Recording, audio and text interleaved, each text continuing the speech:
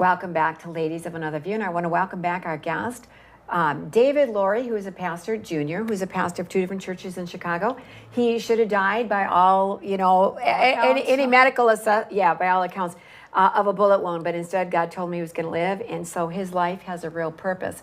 And he is in Chicago, and he wants to make a difference. And Jan, I know you had a question. Well, number one, it's like we always wonder, there's bad things happening in all kinds of places because we've talked about how this is a fight between good and evil. So how do we prioritize what to work on first, what to have an effect on first? And you recently wrote a couple articles relating to public safety. Can you kind of expand on those a little bit? Yes, ma'am.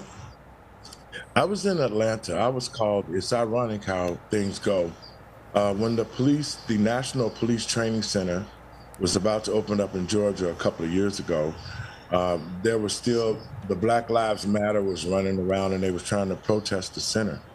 And for me, I think it is important, and I want to give a shout out to law enforcement across the country, those officers who put their lives on the line to make sure that we're safe over here in this country.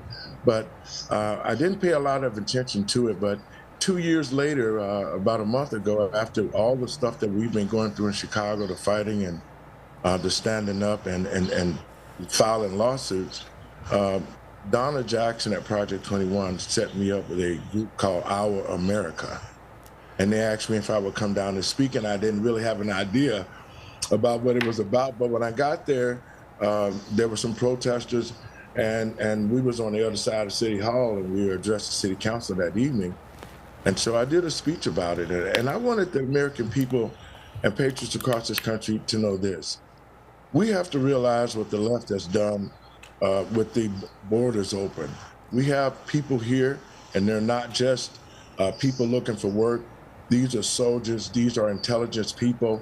I work with Ben Berquam and Steve Bannon on the War Room, David Zire, that's on Breaking Point, First America Warehouse, Joe Box, and we all take a look at exactly what's happening. And what's happening to us right now is that by Chicago being Chicago and what they're doing in Chicago, the leadership is going to have to change. And what the left is doing now is that as they continue to pit us against each other, we have to be able to distinguish that this is all about the American people. This is all about us together now. So here in Chicago, we've been getting a flux of everybody coming to support us, to stand us against the public safety. I myself go out into the community where the brothers are shooting, and there's just a big misunderstanding because they haven't been taught anything. They aren't educated. Most of them cannot read or write. They have no upbringing, no family structure. So those are the things that we've been working on together, myself and a lot of other pastors, to bring a difference. But I think the down spiral is for the Black community, because when you take a look at the crime that's happening and the miseducation of Black children across the country, they have no ideas of future. And so I think the part of the problem that needs to be fixed is the economic side. I think once the Black community is able to take care of itself and reinvest into itself, it'll change the dynamics in the world today. And so we've been looking at economics. We're looking at the education where we can start teaching children at an early age.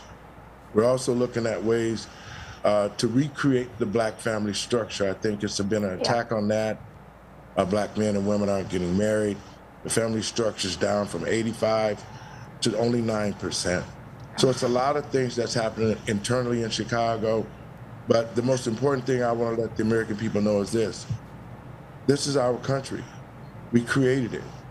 No matter what has happened, we can't let people like Black Lives Matter, we can't let the left, Antifas, we can't let anybody take this country over, the homosexuals, the transgenders. God did not give them this country. God gave this country to men and women, created two species, and that's it. And it's up to us right now to take our country back. And I think we need to stand with the president that's going to be the new president on the right, I know that once he's in office, the American people need to understand we can't be against each other anymore. We don't have to worry about our skin color. We should be worried about working for God and putting God first in this country again. And that is going to be the key. That economics and new leadership, and we can make America great again. Once again, amen, Pastor.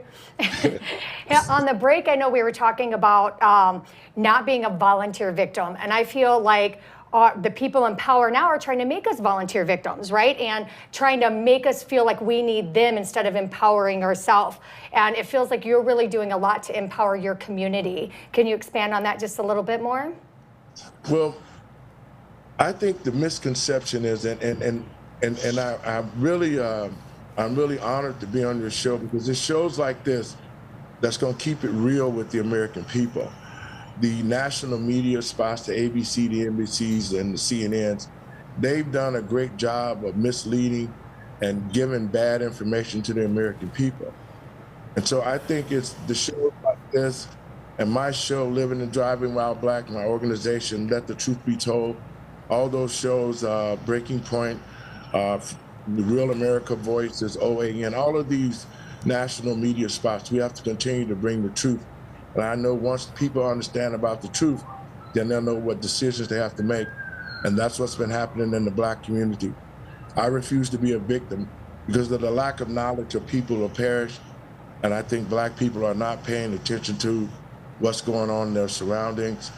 And those are some of the things that we're going to have to be and have to look at, because if we don't pay attention and we go to sleep, you can see what's happened to this country while we were sleeping. We almost lost it. And so it's up to us to open our eyes and deal what we have to do, because the enemy's coming. They're not going to stop. Absolutely. I was talking to some friends. They were talking about, the trans world. That's a dark spirit. It's being used by Satan to attack us. And God's people need to stand up. Christians, stand up. Christ is before us. No one can defeat us. He's undefeated. So come on, America. Let's be one America. Put God first and make America great again, once again. Thank you. Amen. I want to once again point people to the website nationalcenter.org, and you'll find more about Project 21, which you belong to. And a recent article that you put up there, Chicago's Death Spiral, kind of takes a look at what is really going on and the direction we need to be moving in.